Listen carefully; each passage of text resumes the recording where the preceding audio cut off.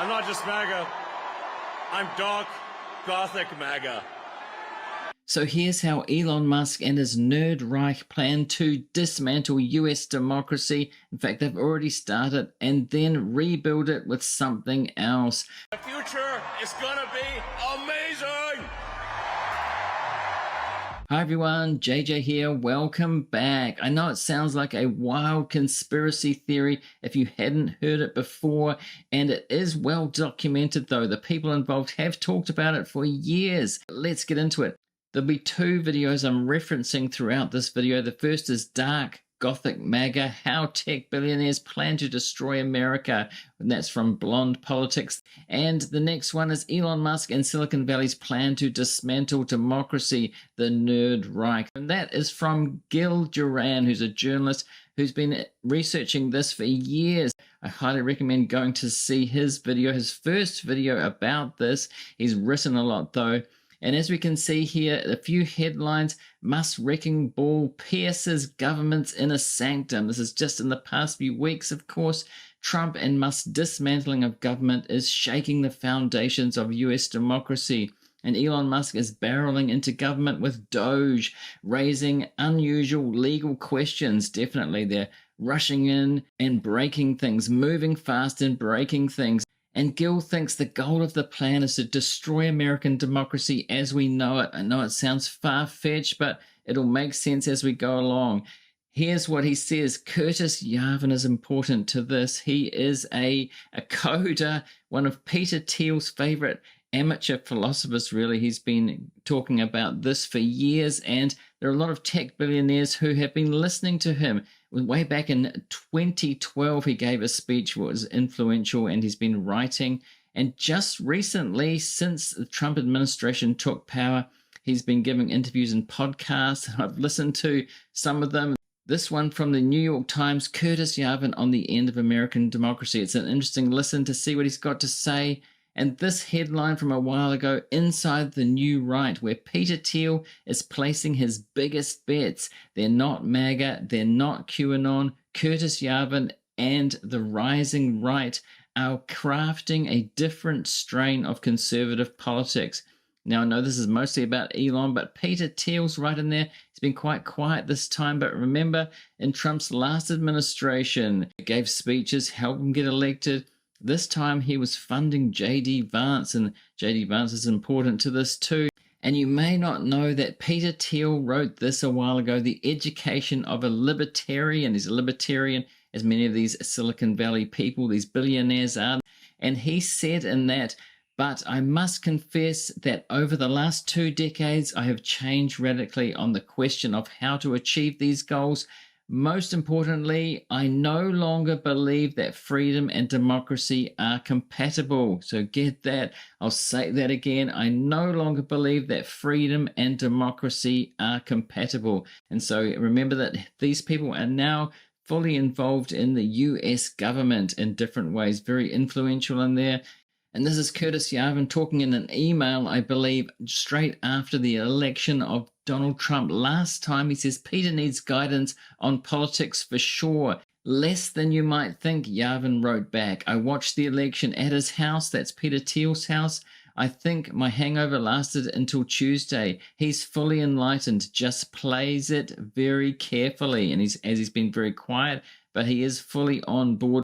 And so these are some of the billionaires that have been known and talked about this kind of philosophy over the years, and now they're in a position to do something about it inside the US government. There's Peter Thiel, Elon Musk, Brian Armstrong, Marc Andressen. If you want to replace the elite that you have today, what you need to do is you need to have a better elite. And there's a way to do this. It's been done before. It's basically tech libertarian futurism, an ideology around technology, and including technology enhancing human freedom. Ben Horowitz and their partners together, and David Sachs, who's now the AI and crypto czar inside Trump's administration. I think that what Elon's doing is showing a path to fighting back. The left-wing elite's going to be kicking and screaming the whole way. And this other guy, Balaji, he goes by the first name just like Beyonce, and he has been influential as well. He's sort of not softened Yarvin's theories, but made it more palatable, because Curtis Yarvin talks about monarchy and a dictatorship. You'll notice that book behind him, he wrote The Network State, which a lot of these people really have taken to heart and have put into action, really. He says, why are new countries preferable? So they want to start these new states, these new countries. He talks about hundreds of small countries or more than that, city-states where they can do what they want, or having new laws that they want to enact for their rich elites, really. And I think that if we want to increase freedom, we want to increase the number of countries. And Yarvin has said if Americans want to change their government, they're going to have to get over their dictator phobia. Yarvin suggests that Trump take direct control over all law enforcement agencies, federalize the National Guard, and effectively create a national police force that absorbs local bodies. I think that actually the support of the Democratic public is a cipher. I think that actually all you need is command of the police. This is so that a centralized police state can be created to back the power grab. And as I said, he's been influential with people like this. Back in early 2022, Curtis Yarvin wrote this text, The Butterfly Revolution, Grey Mirror, The Butterfly Revolution, where he's talking about how a next Trump administration could apply itself, could apply his theories. And I think it seems to be some of what's happening now, if not exactly. Let me explain, or let Gil explain, because he has laid out exactly what is happening and what they're planning to do. It's about the CEO dictator takeover, step one. So the idea is that President Trump doesn't have the actual power. Trump equals a chairman of the board. So there's a CEO director and Trump is the chairman of that board. And guess who the CEO director is? We can plainly see that it's Elon Musk. After donating more than $270 million, he seems to have kind of bought his way into this position, and Trump seems to be going along with it. And so it's somebody from the business world, as Yarvin said, and who runs America like a corporate dictatorship. So it is all about running it like a company. And really, government is very different from a company, but that's the way they see it. Mark Cuban, one of the more normal billionaires, had this to say about this particular group of men that I'm talking about. What's happened in Silicon Valley is insane. Right. It's not so much a support thing, it's more like a takeover thing, trying to put themselves in a position to have as much control as possible. They want Trump to be the CEO of the United States of America, and they want to be the board of directors that makes him listen to them. And of course, DOGE fills the role for part of this. It was seemingly quite benign and funny, DOGE, but it's come to have a very important role in the government. And Gil calls it the destruction of government by Elon DOGE. That's what he thinks that he's doing, even though Elon's not saying it. Unprecedented control is important here that DOGE has. Unelected, not even a real government department, but they've rushed in and changed things very quickly. And Yarvin's theories do fit with what's going on. And part of it is no interference from Congress and courts. And there's been controversy about this over the past week or two, that they're doing things that may be illegal. They have had injunctions from the courts, so this is going to be tested. And Donald Trump said that the president's basically above the law. You can't do anything illegal, which is what Nixon said at one time, but that didn't go so well. And step two is the government purge. Is this starting to look familiar from what DOGE is doing if you've been following along? So part of Yarvin's philosophy is RAGE, R-A-G-E, which stands for Retire All Government Employees. If you look at what DOGE is doing, it's definitely along those lines. Fire everyone in federal government. They haven't fired everyone, but there's been this purge and many layoffs, mass resignations, replaced with dictator loyalists. So the next stage that they're going to do is install people that are loyal to Trump, that only do what they're told, and that they're known to be loyalists before they go even in there. And they've been collecting people, names, in readiness for this. We've seen headlines like this: Trump offering federal workers buyouts with about 8 months' pay in an effort to shrink government. And from the Wall Street Journal, CIA offers buyout to entire workforce as part of Trump makeover. And this is a tweet just in the past few hours from Elon Musk, who really, I think, is getting some criticism. But he points out that Bill Clinton and Al Gore downsized the federal government by how many people, he asked his AI engine Grok. And they did do that. It's well known that the Clinton administration did that. and you can read that if you want to. But the big difference here that Elon didn't say is that they went through Congress. They went through the right channels to do it. So there was agreement there, and Congress okayed it, and then they carried it out. Not some unelected billionaire oligarch going in there and just laying waste to departments and deleting departments even if he wants to. It's very different. So to recap there, retire all government employees, rage equals the Department of Government efficiency. And that's what's happening as we speak, as we can see day to day. And then step 3 is dismantle democratic institutions.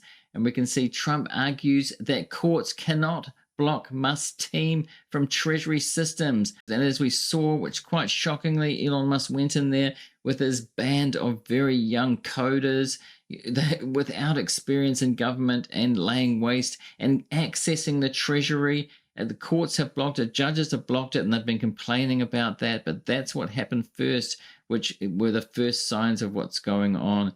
And they want no interference from Congress or courts, and they're moving very quickly. It's hard to keep up what they're doing, and that's part of the strategy of what's going on. According to Yarvin, the president should simply state that he believes Madison v. Marbury was decided incorrectly, declare a state of emergency, and that way Supreme Court rulings would be merely advisory. When the courts stop you, stand before the country like Andrew Jackson did and say the Chief Justice has made his ruling, now let him enforce it. But thanks to recent Supreme Court decisions, he may not even need to do that.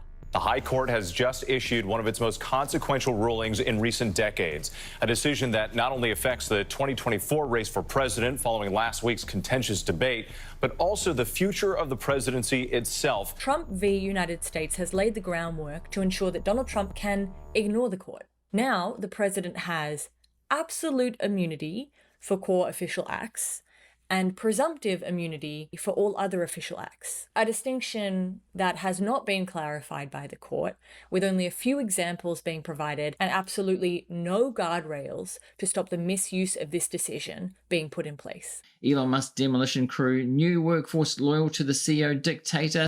Elon Musk got a loyal force there, and they're very young, as we saw, 19 to 24. Some of them have dubious background with racist tweets and behavior like that, but Elon Musk can mold them into what he wants, and systematically stripping agencies before judges can rule. So that's what happened. Elon went in there very quickly, and this is all part of that theory, and that has been laid out for years, and it seems to be that they're enacting it now. But is it legal is the question. Judges are starting to, but it's hard to keep up with what's going on. They're flooding the zone, as someone like Steve Bannon has said, that is their strategy, and he'd know because he worked for Trump last time, flooding the zone with so much news that it's hard to keep up with. It's hard to do anything about it. Just an onslaught, and the Silicon Valley ethos of move fast and break things is part of this as well. And so power will be centralized under executive branch. This is important. And Trump's talked about this. He's talking about being a dictator on day one. People thought he was joking. He says, "You're not going to be a dictator, are you?" I said, no, other than day one. But really, that's what he's trying to do. And many executive orders, hundreds at this point, I think, and some of them might be illegal and they might be tested, but he's trying to move forward and be the central source of power, and talking about how the president can't do anything illegal, which is pretty ominous. Trump's blitz to expand his power is direct threat to democracy, experts say. It was in The Guardian. So the journalists and the mainstream media have been pretty tame about this so far. It seems like they're in shock, or they're scared of what might happen, because that is part of it too. Trump threatening journalists, threatening the media. Really disgusting the way the press is able to write whatever they want to write, and people should look into it. And exactly what's happening, Gill says, at the moment. Trump brazenly defies laws and escalating executive power grab. So he seems to be grabbing power with Elon there by his side. Some have been talking about President Musk. He seems to be doing a lot. President, the chair of the board, while Elon does the dirty work, which means that he could be thrown under the bus later by Trump if it doesn't work out. So the aim is to dismantle government from the inside, and they've done quite a lot in a very short time, like US aid, signage stripped from DC headquarters amid agency dismantling. That was one of the first agencies. There are other ones that they could with much bigger budgets, like the Pentagon, the military budget. It's going to be interesting to see if they actually do that, because you'd think that they want to take over the military and have a strong military, convert from democracy to autocracy. So the very important part of this, they want to dismantle democracy and rebuild it with an autocracy and a tech autocracy, because remember, these are tech billionaires. They have a plan that they want to carry out within power, and they're trying to grab it and do that. And as we saw, Peter Thiel is not that keen on democracy when it comes down to it. They seem to just pretend that they are until they can do something about it to do it differently. So control information and narratives is step 4. And we've seen this, the examples in different areas: government, journalism, academia. I return to the White House, I will fire the radical left accreditors that have allowed our colleges to become dominated by Marxist maniacs and lunatics. We will then accept applications for new accreditors who will impose real standards on colleges. What we want to do in this movement in this country, I think, are fundamentally dependent on going through a set of very hostile institutions, specifically the universities, which control the knowledge in our society, which control what we call truth and what we call falsity, that provides research that gives credibility to some of the most ridiculous ideas that exist in our country. And so I think if any of us want to do the things that we want to do for our country and for the people who live in it, we have to honestly and aggressively attack the universities in this country. And social media. So social media, Elon Musk bought Twitter. So he's got a huge megaphone and he dominates it. He silences voices that he doesn't like, even though he says he's a free speech absolutist. That's plainly not true, because he silences people that he wants to and amplifies voices that he likes. It's really, he's in total control of that, and that's become obvious, more and more obvious over time. Now, getting rid of critical journalists, it's something to look out for to happen. One was Jim Acosta announced a CNN departure. Don't give in to the fear, The Guardian says. So Trump threatening journalism, suing them, in fact. So promotion of specific narratives and suppressing others. We see Elon doing that on X. He really, as I said, amplifies certain voices, and he can because he's got such a big following. It's kind of a forced following because he appears in everybody's tweets. He's the loudest voice on there. He says it's like a town square, but it's really, he is the dominant voice on there. And there's so much, if you look at his feed, it's just so much propaganda. And once you've read this and understand it, you can see what that propaganda is about.